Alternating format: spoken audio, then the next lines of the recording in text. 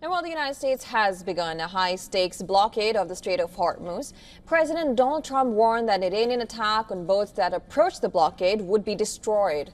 Now, Iran has responded by threatening ports of its Gulf neighbors. Now, asked whether the endgame was to force Iran back to the negotiating table or open up the strait, Trump replied, maybe everything. Maybe everything. I mean, both of those things, certainly, and more. We can't let a country blackmail or extort the world, because that's what they're doing. They're really blackmailing the world. We're not going to let that happen.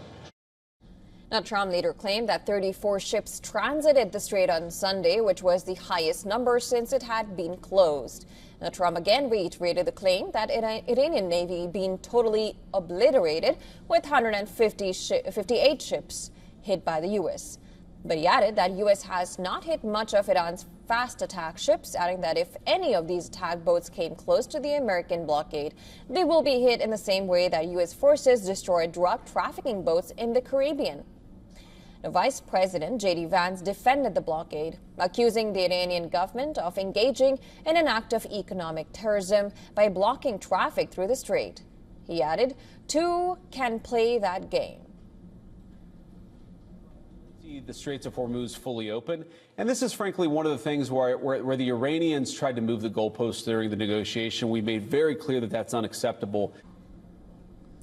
The U.S. military says the blockade applied to all ships leaving or seeking to dock at the Iranian harbors, as it deployed at least 15 warships across the Gulf of Oman and the Arabian Sea east of the strait. But U.S. forces would not impede vessels transiting the strait to and from non-Iranian ports. Iran has blocked the blockade, or has branded the blockade as an act of piracy and warned that if the security of its harbors is threatened, no port in the Persian Gulf and the Arabian Sea will be safe. Meanwhile, Consulate General of the Iran in Mumbai shared a video of its fast missile boats, calling them red bees of the Persian Gulf.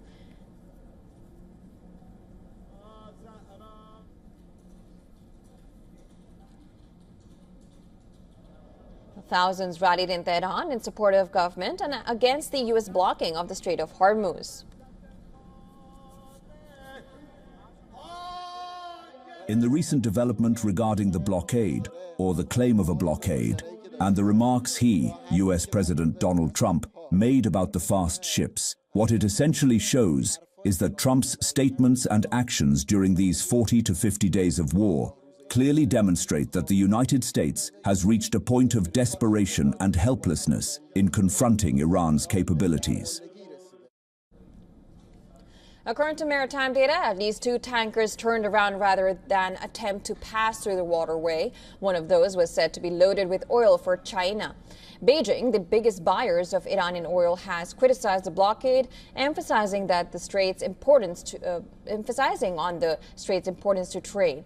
Now, Trump has also claimed that U.S. allies want to help with the operation. Well, so far, no country, including its NATO allies, has pledged support.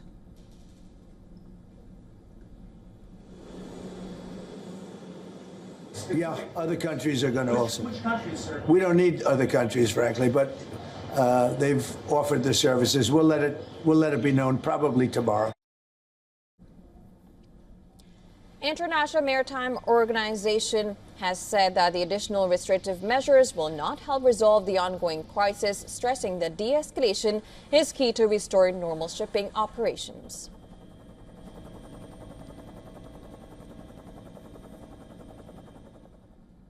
And to give us more details, our correspondent from New York, Susan Tarani, sent us this report. Let's listen in.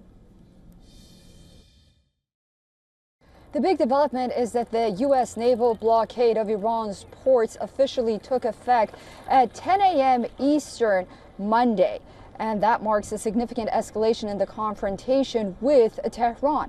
President Donald Trump made clear that the rules of engagement are extremely tough.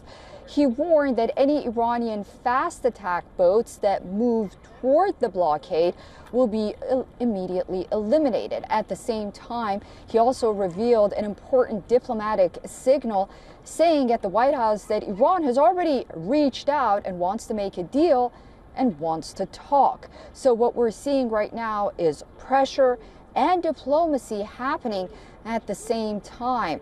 Militarily, the United States is also reinforcing its posture in the Strait of Hormuz. The aircraft carrier USS George H.W. Bush is moving into the region, adding to the naval presence already operating in the Middle East. The strategy appears to be maximum pressure, squeezing Iran's shipping and oil exports while keeping global shipping lanes open and perhaps hoping to push back Iran to the negotiating table.